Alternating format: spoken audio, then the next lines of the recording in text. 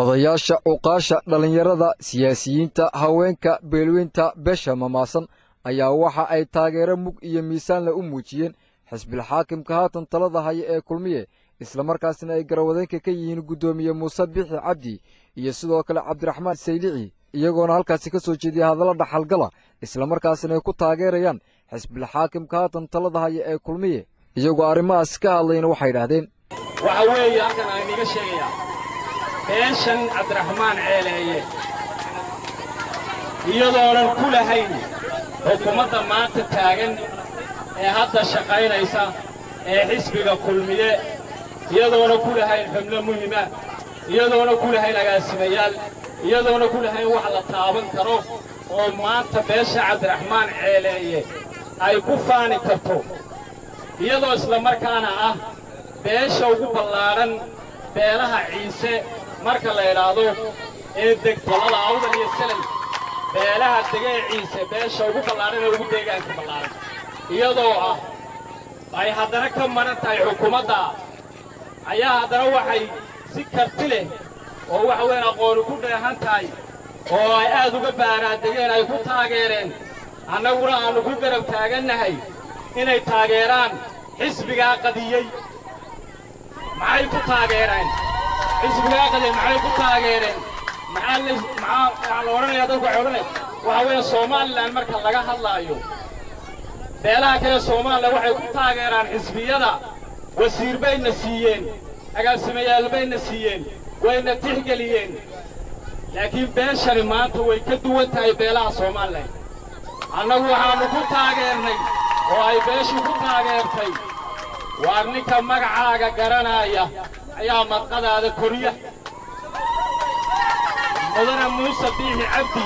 wuxuu ka soo jeedaa beelaha ay ogodaagta leeyihiin beeshan waxaa sharaf weyn oo ah inaan maanta soo gabagabeyn oo shirkii 22 casho socday waxaa sharaf noo ah in maanta aan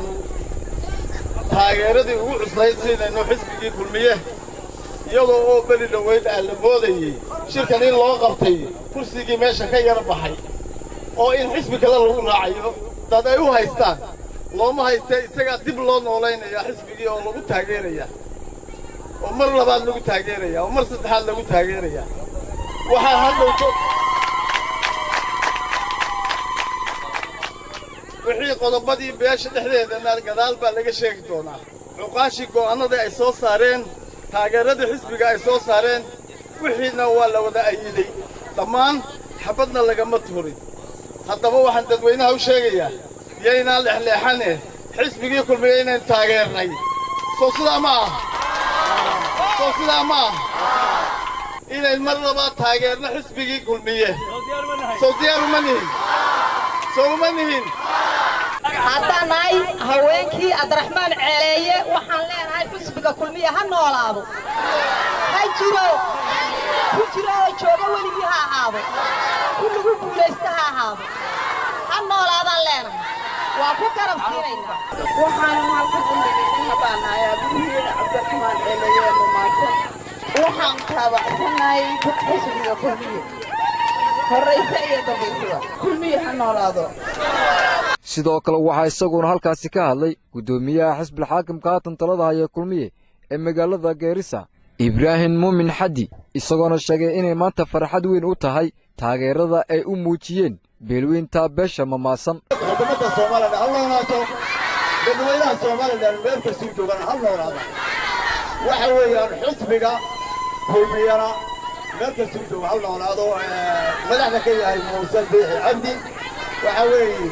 warmaanta waa maalin wanaagsan waa maalin taariikh leh waa maalin laga sheekeeyo waa maalin la xasuusan karo waa maalin la xuso weeyaan waxa weeye beesha mamaasan oo halkan isugu timiday oo dhan dhammaan beesha beelweynta mamaasan oo geestiin iyo ceeleele intii u dhaxaysa odayaal waxay halkan isugu yimaadeen runtii waa maalin farxad leh waa wax lagu farxo waa wax lagu fana weeyaan kuwaasoo haddana